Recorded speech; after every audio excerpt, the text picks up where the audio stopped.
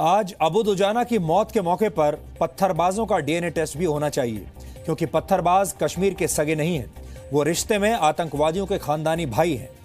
मेरे हाथ में इस वक्त 110 पन्नों की एक ऐसी वजनदार रिपोर्ट है जो आज कई लोगों की नींद खराब कर सकती है। आप इस रिपोर्ट को कश्मीर में मौजूद पत्थरबाजों की कुंडली भी कह सकते हैं। हालांकि दुख की बात यह है कि पत्थरबाजों की इस कुंडली के बारे में अब तक आपको किसी ने कुछ नहीं बताया। इनमें वो लोग भी शामिल हैं जो पत्थरबाजों को सेना की जीप के साथ बांधे जाने का विरोध करते हैं। इनमें मीडिया जगत के वो डिजाइनर पत्रकार भी शामिल हैं जो बुरहान वानी जैसे आतंकवादी को स्कूल हेडमास्टर का मासूम बेटा बताकर उसका महिमा मंडन करते हैं।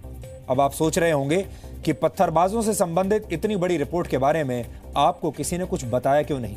सबसे पहले इसी विषय पर बात करते हैं। पत्रकारिता के संदर्भ में एक कथन काफी मशहूर है, और वो ये कि अगर हम एक स्टोरी टेलर होने के नाते अपनी जिम्मेदारी सही से ना निभाएं तो बुरे लोगों की जीत होनी तय है। आपने ध्यान दिया होगा कि हमारे देश के मीडिया का एक वर्ग स्टोरी टेलिंग में नहीं बल्कि स्टोरी को मैनिपुलेट करने में, यानी उसके साथ छेड़छाड़ करने में यकीन रखता है। आप ये भी कह सकते हैं कि किसी भी खबर को तोड़ मरोड़ कर पेश करना मीडिया के इस वर्ग का पसंदीदा टाइम पास है, और यही वजह है कि इस रिपोर्ट का विश्लेषण अब तक किसी ने नहीं किया। इस रिपोर्ट में पत्थरबाजों का पूरा कच्चा चिट्ठा है और इसे दिखाना पाकिस्तान प्रेमी गैंग के एजेंडे को बिल्कुल सूट नहीं करता। लेकिन जी न्यूज हमेशा ऐसी खबरों को आपके सामने लाता है और आज भी हम ऐसा ही करेंगे। डीएनए में विश्लेषण के दौरान हमने कई मौकों पर अलगाववादियों, पत्थरबाजों और कुछ मौकापरस्त नेताओं की देश विरोधी सोच का प्रसारण पूरे देश के सामने किया है। लेकिन अब नेशनल इन्वेस्टिगेशन एजेंसी ने पत्थरबाजों और आतंकवादियों के नापाक गठबंधन पर जो रिपोर्ट तैयार की है वो अपने आप में एक बहुत बड़ी गवाही है। एनआईए ने कश्मीर घाटी में 48 पत्थरबाजों के रिंग लीडर्स की पहचान कर ली है जो सोशल मीडिया पर सक्रिय होकर आतंकवादी गतिविधियों का समर्थन करते हैं। अपनी जांच के दौरान एनआईए को 28 ऐसे व्हाट्सएप ग्रुप्स का पता चला है जिन्हें बनाने और चलाने वाले हैंडलर्स पाकिस्तान में बैठे हैं। इनमें कुछ लोग ऐसे हैं जो सीधे सीधे आतंकवादी संगठन जमात-उद-दावा से जुड़े हुए हैं। जमात-उद-दावा को पहले लश्कर-ए-तैयबा के नाम से जाना जाता था, जिसे आतंकवादी हाफिज सईद लीड करता है। एनआईए की इस रिपोर्ट के मुताबिक ऐसे ग्रुप से करीब 5000 लोग जुड़े हुए हैं, जिनमें ज्यादातर स्थानीय कश्मीरी हैं। लेकिन ध्यान देने वाली बात यह भी है कि इनमें से कई लोगों के नंबर पाकिस्तान के हैं।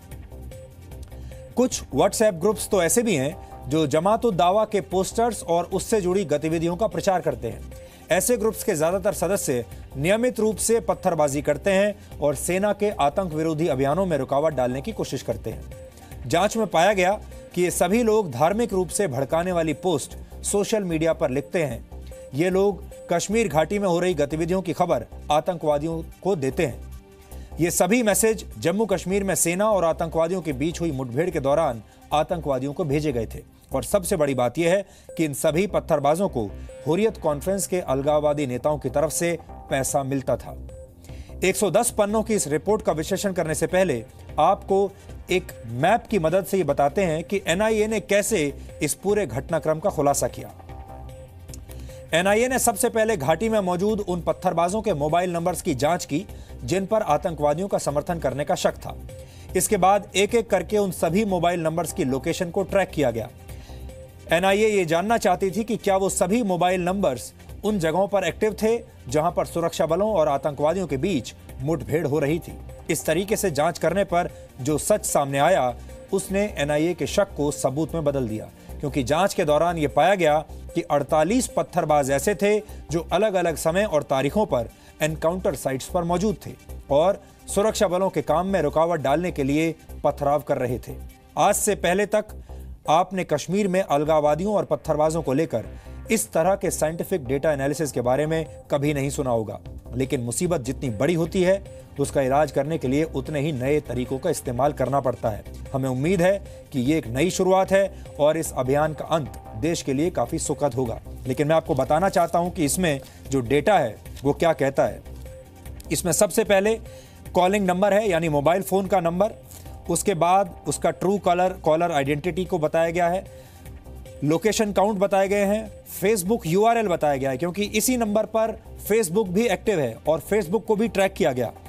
और इसके बाद यह पता लगाने की कोशिश की गई कि इसकी होम लोकेशन इस मोबाइल फोन नंबर की क्या है, और होम लोकेशन पता करने के बाद फिर यह देखा गया कि एनकाउंटर साइट्स पर यह मोबाइल फोन कितनी बार मौजूद था, और इसमें अलग अलग लोगों के बारे में यह बताया गया है कि किस तारीख को यह मोबाइल फोन नंबर, इसकी लोकेशन कैसे अलग अलग तारीख को अलग अलग जगहों पर एनकाउंटर साइट्स पर इस फोन की मौजूदगी थी। और फिर जो फेसबुक का जो उनका पेज है उसका स्क्रीनशॉट इसमें लगाया गया है। फेसबुक पेज में उसके फ्रेंड्स कौन कौन से हैं ये बताया गया है, और वो किस तरह की पोस्ट अपने फेसबुक से कर रहा है ये भी इसमें बताया गया है। कौन कौन सी तस्वीरें पोस्ट की जा रही हैं, इनमें से ज्यादातर जो तस्वीरें हैं हम आपको दिखा नहीं सकते, आपत्तिजनक तस्वीरें हैं। ज्यादातर तस्वीरें आतंकवादियों की पोस्ट की जा रही हैं, आईएस का प्रचार किया जा रहा है, और आतंकवादियों की तस्वीरें हैं हथियारों के साथ। जैसे एक तरीके से आप समझ लीजिए जैसे आतंकवादी अपने हथियारों के साथ मॉडलिंग कर रहे हों, इस तरह की तस्वीरें पोस्ट की गई हैं।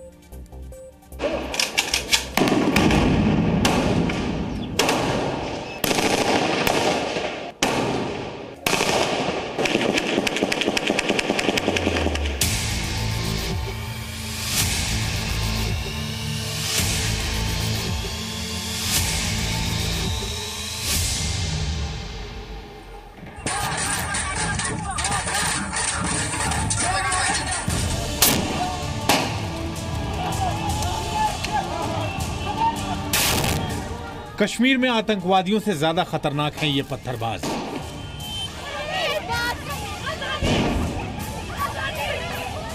आतंकवादी तो छिपकर हमला करते हैं, लेकिन ये पत्थरबाज तो खुलेआम सड़कों पर आकर हमला करते हैं। आतंकवादी तो गोलियां चलाकर भाग जाते हैं, लेकिन ये पत्थरबाज सुरक्षा बलों पर सरेआम पत्थर बरसाते हैं।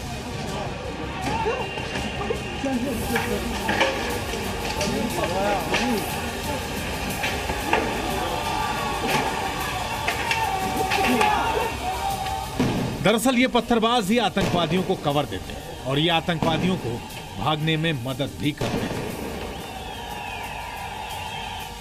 कश्मीर के पत्थरबाजों को हमेशा से अलगाववादियों ने कथित आजादी की मुहिम का सिपाही बताया है, लेकिन सच्चाई ये है कि पत्थरबाज आतंकियों के सबसे बड़े मददगार हैं।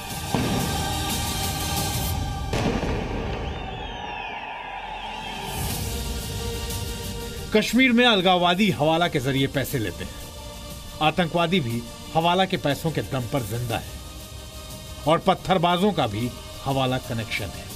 आतंकी जो है इस वर्ष जो है वो न्यूट्रलाइज किए गए हैं, और उसमें फॉरेन टेररिस्ट भी हैं और लोकल्स भी हैं, और अच्छे इंटेलिजेंस बेस्ड ऑपरेशन सभी एजेंसीज द्वारा कोऑर्डिनेटेड मैनर में किए जा रहे हैं, और हमें इसमें उम्मीद है कि हमको और सफलताएं मिलेंगी। जी न्यूज के पास कश्मीर के पत्थरबाजों की पूरी कुंडली आ गई है। जी न्यूज को एनआईए की एक एक्सक्लूसिव रिपोर्ट मिली है। एनआईए के 110 पेज के डॉजियर में पत्थरबाजों के हवाला नेटवर्क से लेकर हमला करने वाले नेटवर्क तक एक एक जानकारी मौजूद है, और उस जानकारी का सबसे बड़ा सच ये है कि अलगाववादी ही आतंकवाद की जड़ है। जो इन्वेस्टिगेशन एनआईए ने की है, मेरा ये मानना है कि कश्मीर के लोगों का हक बनता है जानना कि उनके खून खराबे का सौदेगार कौन है। अगर यहाँ खून खराबा हो रहा है, स्कूल जलाए जा रहे हैं, बाकी दहशतगर्दी हो रही है, तो अगर किसी ने उसकी सौदेबाजी की है, he must be brought to book. NIA ने कश्मीर में पिछले कुछ महीनों में हुई पत्थरबाजी की पूरी रिपोर्ट तैयार की है। एनआईए के दस्तावेज में ऐसे 48 पत्थरबाजों के गैंग लीडर्स की एक एक जानकारियां मौजूद हैं जो कश्मीर में पत्थरबाजी करते हैं। एनआईए के मुताबिक पत्थरबाजों को सुरक्षा बलों का खौफ नहीं होता, क्योंकि वो जानते हैं कि उन पर गोलियां नहीं बरसाई जाएंगी। अलगाववादी और आतंकियों की पत्थरबाज मदद करते हैं, और जब भी सुरक्षा बल एनकाउंटर के लिए जाते हैं उन पर पत्थर बरसाए जाते हैं और आतंकियों को भगाने में मदद की जाती है। एनआईए ने पत्थरबाजों को लेकर जो जांच शुरू की थी उसके तार अलगाववादियों से जुड़ते नजर आए, और जो कुछ सामने आया उसके बाद यह साफ हो जाता है कि कश्मीर में अलगाववादियों ने आतंकवादियों और सैनिकों के बीच पत्थरबाजों को लाकर एक बड़ी साजिश रची है। लगभग 100 हैं, और उसमें ज़्यादा नॉर्थ कश्मीर में फॉरेन टेररिस्ट की मिकदार ज़्यादा है, क्योंकि यहाँ इन्फिल्ट्रेशन रूट्स हैं कुपवाड़ा और बारामूला में और बांडीपुर में, तो वहाँ से ज़्यादातर फॉरेन मिलिटेंट्स का नंबर ज़्यादा है। अलगाववादी हवाला के जरिए पाकिस्तान से पैसे लेते हैं। अलगाववादी हवाला का पैसा आतंकियों तक पहुंचाते हैं। अलगाववादी हवाला का पैसा पत्थरबाजों को देते हैं। अलगाववादी ही कश्मीर में आतंकवाद की असली जड़ है। अलगाववादियों ने पत्थरबाजों को आतंकियों का कवर बनाया। जैसा कि आप देख रहे हैं, number of incidents of stone pelting have come down. Their severity, उनकी जो जितने लोग इंजर्ड होते थे सिक्योरिटी फोर्सेस के, उसमें भी कमी आई है। तो ओवरऑल जो है उसमें काफ़ी कंट्रोल हुआ है। इसमें सभी एजेंसीज़ का योगदान है, चाहे एनआईए हो और सेंट्रल एजेंसीज हो, जेके स्टेट पुलिस है, सीआरपीएफ है। कश्मीर में पत्थर वाले आतंकियों को बेनकाब करने वाली एनआईए की एक्सक्लूसिव रिपोर्ट में एक साजिश सामने आई है। सेना की ओर से आतंकवादियों के एनकाउंटर के दौरान होने वाली पत्थरबाजी और पत्थरबाजों की फुल प्रोफाइलिंग की गई, जिसके बाद एक एक करके उन सारे 48 गैंग लीडर्स का पता चल गया जो आतंकियों से यारी करते हैं और देश से गद्दारी। जिस तरीके से हम उसको टैकल कर रहे हैं वायलेंट मॉब्स को, और जिस तरीके से हम पत्थरबाजी को टैकल कर रहे हैं, उसकी इफेक्टिवनेस भी बहुत बढ़ी है।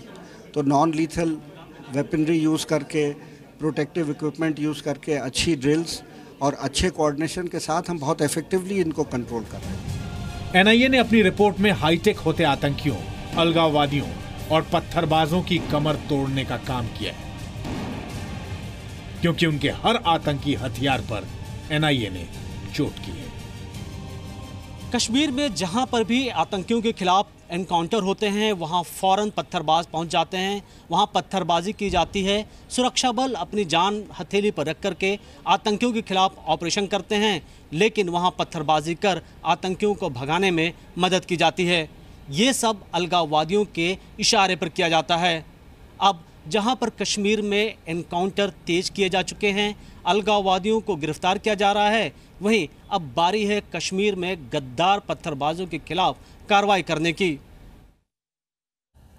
कश्मीर घाटी के पत्थरबाज लगातार आतंकवादियों को कवर देते हैं, यानी किसी ऑपरेशन के दौरान आतंकवादियों को बचाने के लिए सुरक्षा बलों पर पत्थर फेंकते हैं। लेकिन अब ऐसे पत्थरबाजों की लोकेशन ट्रैक हो चुकी है और किसी भी वक्त इन पर कार्रवाई हो सकती है। कश्मीर घाटी में आने वाले दिनों में आपको जबरदस्त एक्शन देखने को मिल सकता है।